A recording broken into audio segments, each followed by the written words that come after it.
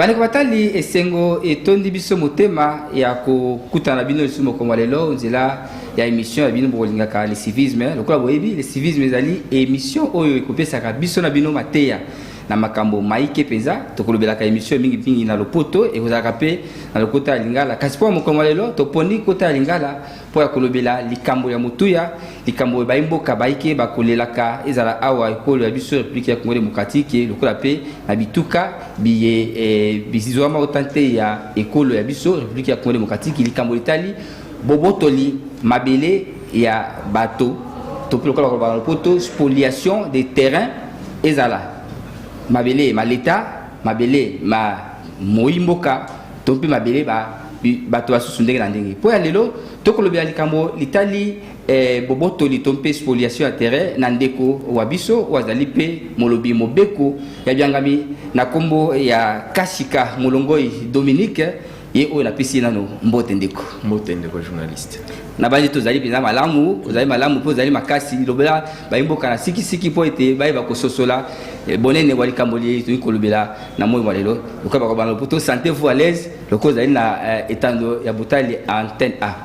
bandi kwatali motuna moyambo tokotuna andeko Kashika Molongoi Dominique ye azali na Sabino azali assistant juridique ya Eyamba ECC 63e CCA lokola te Eyamba ya Kristu au Congo bango pe lokola baninga basusu mikolo mileki bino baso bolandaki bakolela batomboli mongongo po ya ko bianga bokebi bwa baye bakokamba biso na po etali likambo ya bobotoli mabele mabango mabele mazwami bon babengi bongo 63e CCA ya ECC na po yango ya kolimboela biso na bozindo peza boni makambo makoleka mwana mboka limboela biso likambo yango lizali kane pamba te mikomileki toyoka kibino bitando bya botali bokolobela na po etali bobotoli tope bosombi mabele mabino na yoko moimboka na lenge longba nte pona bino bon nakoloba boyi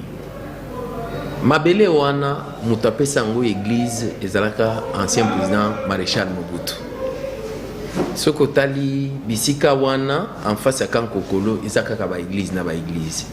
lingomba oyo zobenga 63e CCA ezali lingomba bangunza babengaka bangunza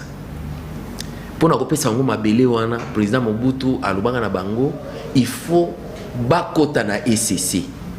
o bando benga o izo rassembler culte protestant bakota na ECC na époque ezalaki kokambama na monseigneur Bokeleali asasongisa molimo avant monseigneur Marini akoma wana kokota na bango na ECC nde bapesi bango mabele wana soko tangi na certificat d'enregistrement ezobanda kaka église du Christ au Congo 63e ECC pona landaki conférence de presse moko yotaki kosalema communiqué moko batangaki na mwana ya pasteur Muloki comme na ebaki muna Muloki mwana na tanga yi communiqué mais na communiqué wana zo yebisa ba journaliste aza kolobake pona nini bakomi 63e CCA mais abanda kolobela ECC parce que soko tangi certificat d'enregistrement ezobanda na église du Christ au Congo 63e CCA mais siko ya yebisa ki ba journaliste c'était pona nini ECC ezobanda ni président Mobutu apesa bango apesaka bangunza apesaka ezaki olekoli vers les années 80 fin 70 début 80 Mobuko toyoko kama libwa na tuku mwambi apesi bango ministre na tango wana ministre affaires foncières zaki maître Matadiwamba bâtonnier national Matadiwamba bâtonnier national honoraire nde mutoa komaka ba lettre mibali parce que zaki ba terrain mibali ikisana ya kokangama asali ba lettre wana ya kolobakeno pour y ériger un temple et ses dépendances. Il fallait pas ton église na ba dépendance ya église wana. Alobi tango ekokoma ekokoka ba kozwa contrat de concession perpétuelle mais ba kufuta ata lo mea mon côté. C'est écrit dans les lettres. Na 2004 nde baké ko sala démarche wana. Mais avant 2004 bazwaka déjà mikanda nyoso ya régie des eaux tout ça. 2004 baké ko sala démarche wana na cadastre bazui contrat de concession perpétuelle na contrat de concession perpétuelle tant après que ça la demande des travaux nde balobi que non il faut basangisa numéro mibale wana po ya kopesa numéro moko oyo tozobenga 49 44 nde mukanda ya liboso kobima le 3 septembre 2004 église du Christ au Congo 63e SCC.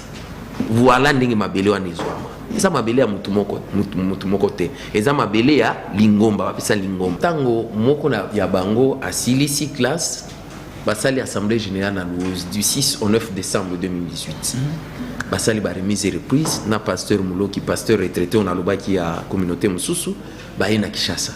basali remise et reprise bien na Kinshasa na kati ya lupango yango tozolobelela oyo parce que bazana kamwa tambo ya 63e communauté SCC kamwa lupango na bango kamwa ndako na bango moko ya mukeza la ndako mo zwami na no wapi lupango mo zwami wapi Omoni avenue ex 24 novembre juste en face il y a entrée à nouvelle cité Oasis au Bazotonga na ngambo ya Kankokolo juste en face na entrée principale ya Oasis du côté 24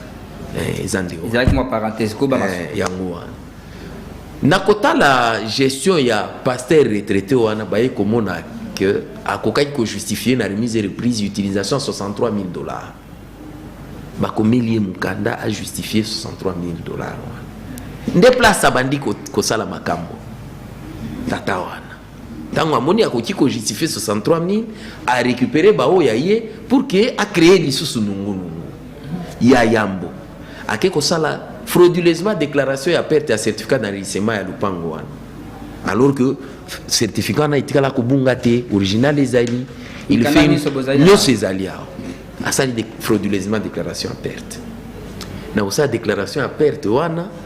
ake afundi pasteur oyo a remplacer ye na parquet général ya Gombe alobi que non tango tokendaka luozi na assemblée générale pasteur oyo a remplacer ngai ayaka na groupe ya bato bayebisinga balobi soko signer départ na yo te tokoboma yo to tokobaka na libumu plainte kota na parquet général parquet général etindi mandat d'amener bake kokamata pasteur Bindele na église ya bangunza moko na njili baye na ye na parquet général asambi baise zonga okoya to sala confrontation na mutafunda kiyo le fait ya magistrat na ndinga bisaki ya zonga bato bafunda ki basepelite bake komona mkonzi ya parquet tolingi magistrat na te changer biso magistrat balongoli magistrat na bapesi magistrat mususu asali mandat d'amener mususu ya mibale alors que mandat d'amener zaka na valeur à 3 mois mais en l'espace d'une semaine 2 mandats d'amener na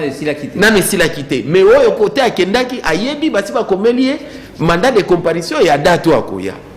na église lisusu asutuki bato ya parquet baye na mandat d'amener to ko kamata yo nini ona mais invitation yango na ko kende te tokoza su mkolo wana o bapesa ki yote otokendeka na yo kakasiko ni na parquet atinde na makala pendant que parquet atinde na makala pasteur wana na batune bakomeli ministre ya justice à l'époque papa Ntunda ya Kasende wana iza moi pe parenthèse parce que des ordres mingi na ba communauté à église du Christ au Congo eza ko uta na culte association parce que eza na circulaire moko ya 1996 à l'époque ministre Singa Uju akoma na ba service na ye pona o etali église du Christ au Congo to ba communauté église du Christ au Congo so que eza na conflit bino boko banda kozwa kaka conclusion wana église du Christ au Congo ekotindela bino mais église du Christ au Congo na pasteur Bokundo akomeli ministre Tunda assemblée salami na luozi équipe yangoyo o approuvé o signé arrêté équipe ya sika ya communauté wana yango na tindeli mais pendant que bakangi pasteur wana batinde na makala bakomeli ministre Tunda kamati mukanda moko akomeli a répondre pasteur Bokundo alobi lokolo tindela kinga liste wana moyen na valider yango ezate po ba membre mususu balobi ke assemblée aluozi esalemaki mabe yango lokolo na ko signer te na sengi na yo équipe ya kala ezonga ya pasteur retraité wana pasteur retraité ce n'est pas le rôle des ministres ce qui yo ministre ba komeli yo qui na assemblée wana ba violer telle disposition ya statut tel boy okoloba na bango nini lokola bolobi qui est violation ya statut ezali bokende na tribunal parce que loi sur les ASBL et lobby lorsqu'il y a des contestations au sein d'une ASBL cela relève de la compétence d'un tribunal de grande instance. botika ko komate boso bazuzi ko na so bato wana oyo ba komelaki ye ke ba irrégularité zali ye ne fala répondre bango ola répondre bango ndenge wana mais ya komeli bokundo wa ke no bango il faut bazonga et comme le rôle il a tranché déjà litige wana amitié na place azuzi or ya zazuzi te botika ko komate boso ya zuzi non zuzi mo ko zuzi ayo kabino ay ba ko pesa elonga na moto et c'est komelaki ministre Tunda ya Kasende que non yo ko sala soko lobi ke équipe ya Kalezonga eza lokola yo ministre o annuler ba résolution ya assemblée générale ya Luozi o reza compétence na yo te wana compétence ya Zuzi ba oyo ba yebisi yo que ba disposition statutaire les qui violé nde bato kotinda bango liboso Zuzi mais en attendant il faut valider non à valider akamati par contre arrêter à accorder Batouana parce que retraité wana ya communauté à reconnaître les sous représentant légal ya SCC 63e CCA bande ko batali tozali ko koba na émission na biso les civisme na kundela bino te na yambi mwana mboka Kashika Molongoi Dominique ya ali assistant juridique ya eyamba ya Kristo Congo 63e CCA to kolobela likamolitali bokamati to bosaleli mabele ma eyamba bango na yoko moimboka na lolenge lolongo banite lingisa ngana tuna mutuna tokaki mikolo mileki botangi kumbo ya banzimbi bango banzimbi bala banani pe bakomi na likambo wana ndenge nini banzimbi wana baza bana ya ancien vice-président ya CSCC 63e CCA akufa kombo na nzimbi sadisa akufa na ye toye ko yeoka ke nzimbi wana aza cousin propre ya pasteur oyo ya retraité ya communauté mususu baza ba cousin bango batwate ki mabili po tango tokomaki pa ministre Ntunda ya Kasende ne pasteur wana ake ko déclarer perte ya certificat d'enregistrement lokuta alors que certificat ezali tango a déclarer en katimini babimise les certificats mususu na certificat mususu wana tango ebimi aye ko sala acte de dénonciation lupango wana so tali lupango wana ezaka bakata lupango munene pona église nana apesi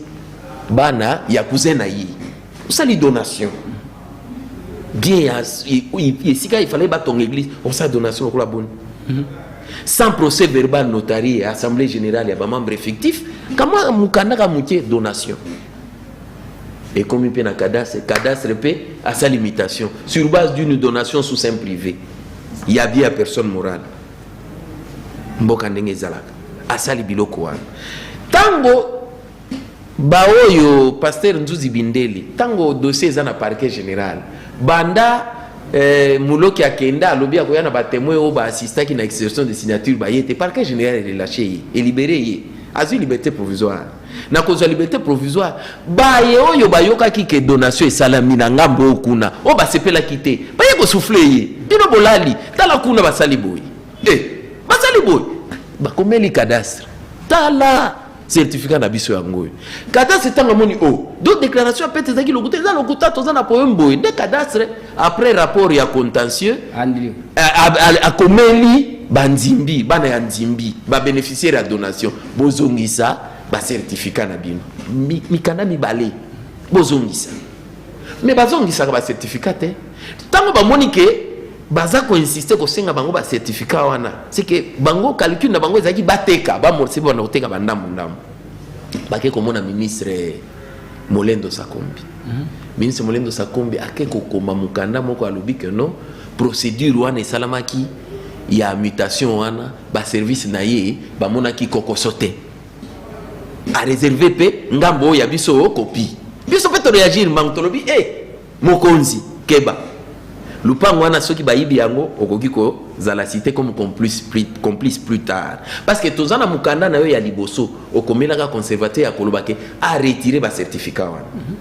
et puis yo lobi service na yo monaki mabete mais rapport synthèse ya service na yo yango wana o esalaki que 2 lettres rappel à certificat d'enregistrement ezali donc service na yo monaki mabe comment yo koloba service na yo monaki mabete to comprendre que mukanda na yo eza pour que est obligé conservateur à accepter bango bateka lupango wana longola benda lettre na yo sinon te mbala sima yo kozala rendu responsable ya koteka malupango to komelie ti lelo suite ezate. Mais pendant ce temps toke na conseil d'état contre arrêté à ministre Tunda ya Kasende to sali requête en annulation na référé suspension ba suspendre arrêté wana banaki ba suspendre arrêté wana tokei na tribunal de grande instance ya Kalamu en annulation ba certificat d'enregistrement oyo ezalaki obtenu frauduleusement. Pendant que toza na tribunal wana ba audience esalemi banzimbi baki kotekela président Bahati, président Sénat. Donc, comme lelo, ceux qui baillent SCC 63e CCA, va tomber le mongongo, bambate, bamoni, baillent du botan zimbi, bate qui sous ma belle, na motomosus, oyo, pour la bino, moment qui est boté comme on sali malam. Madame T. Bate keli, professeur Modeste Bahati, président Sénat. Na mikanda mi bazala. Na mikanda, azui na mikanda. Bate keli. Ce qu'on dit tout le mais bate keli. To fundi pe certificat d'enregistrement ya professeur Bahati en annulation. Mais neko na assignation wana ya annulation ya certificat ya professeur Bahati. Il faut to bengisa na ba vendeur na yena na kati ya justice no. To assigner ba vendeur na ya professeur Bahati. Professeur Bahati yemoko na conservateur wa sala ki mukandana. Baya kosamba na justice. Première audience et le cas qui le 27 juillet. Non. Le 21 juillet, jeudi passé. Ndé jour d'audience. Mais tango huissier accueilli pas ya banzimbi et si ka adresse na bango batia. Akomi kuna o bazala kalchi swanati. Huissier accueilli comme na chef de quartier ndenge mbego sengi. Accueilli comme na bourgmestre. Atiki assignation pas bourgmestre atindi na chef de quartier pour que chef de quartier akene komema mukanda pa banzimbi.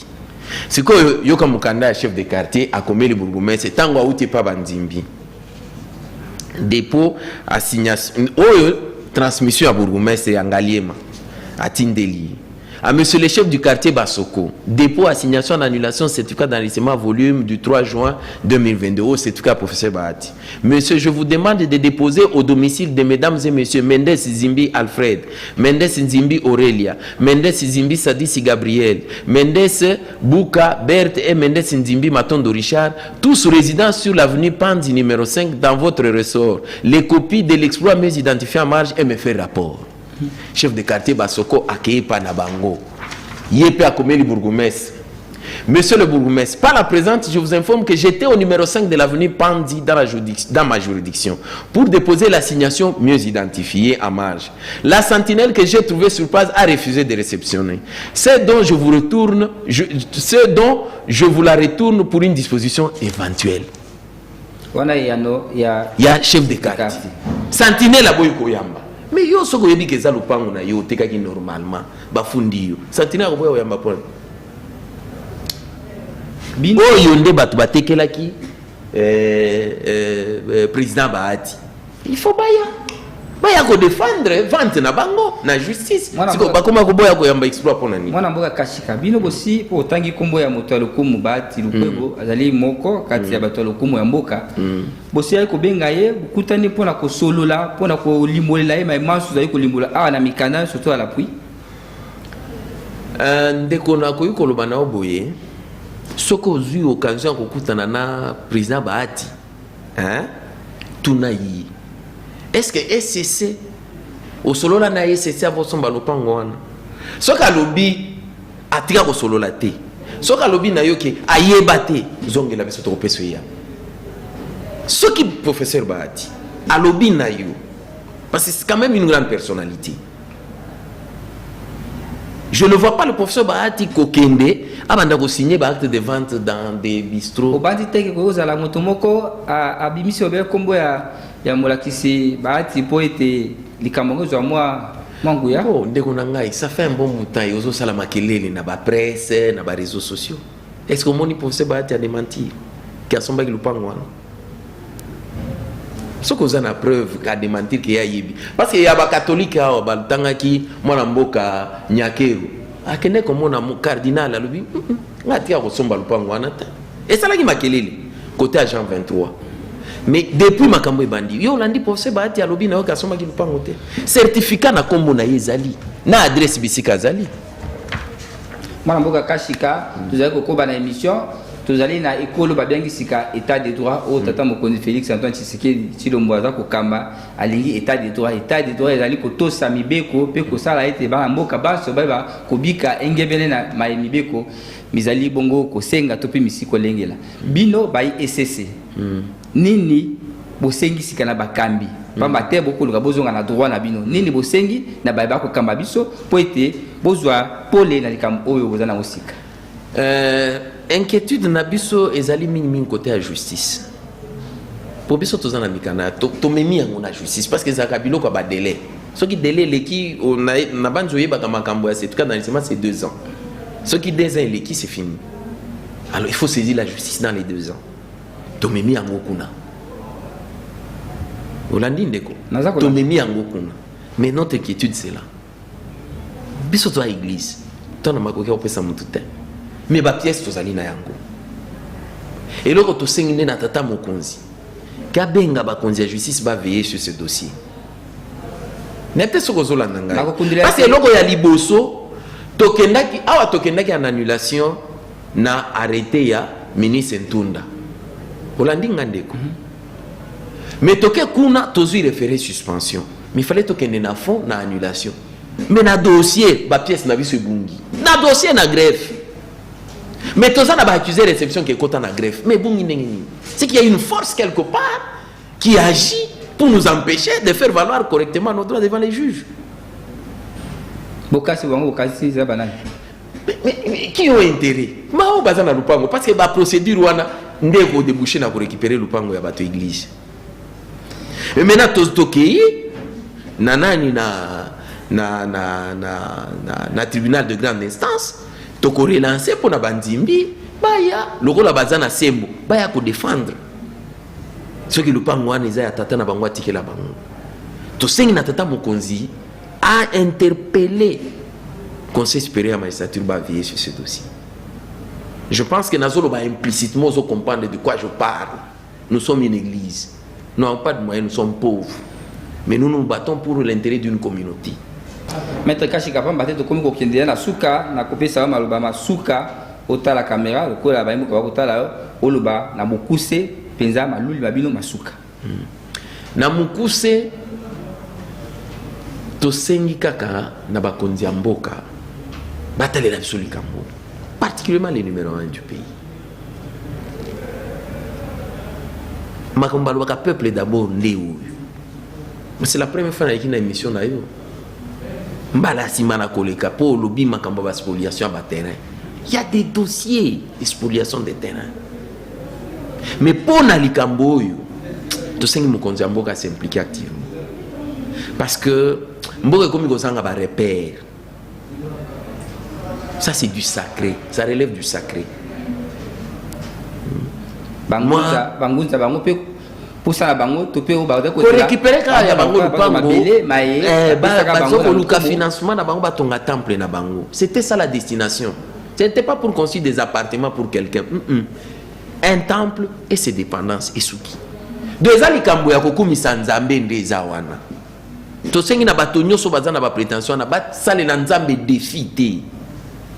parce que goza mabele wana eza ko défier nzambe eza mabele ya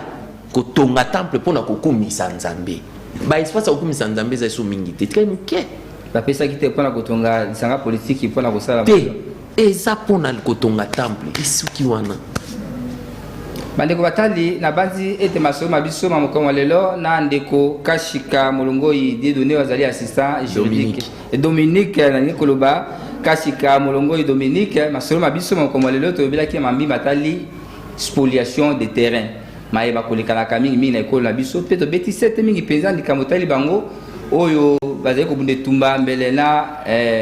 mokeli mobeko mopaka mokeli mobeko Modeste Bahati po etali mabele mabango mais mazami bongo na 63e communauté 63e CCA au bazo ko senga la tamu konzi yeme lokola gara de la constitution o ayebi mibe kopé o ya sia kotato ya état de droit et ko ba bela malobate kasi esengeli sa mape na bikela mbele na biso eyokani epa ya baimbula matari epa ya tata mokonzi wa ekolo epa ya mwana mboka Bahati Lukwebo epa ya pe ya baimboka basusu ba kosala kabikela bya kobotolo mabele mabato pona misolo koleka to pe pona bokasi oye bazali na yango soki totiki pe tosaleli bobele mobeko yango de kotombola ekolo ya biso République ya Congo démocratique na pesho matondi ndeko kashika molongo Dominique ndingo lingaki ko yandola na mbela na biso pe ko limbwela baimboka na po etali mwa kokoso ezali komona na mikolomiye po ya mabele mabino oyo ya ECC 63e CCA to pesho matondi pe na bino baimboka bino baibolanda kibiso na bokebi soko mbele nzambe asungi balasima tokozungila lisusu kokoba obele masolo onzela émission ya bino le civisme botikama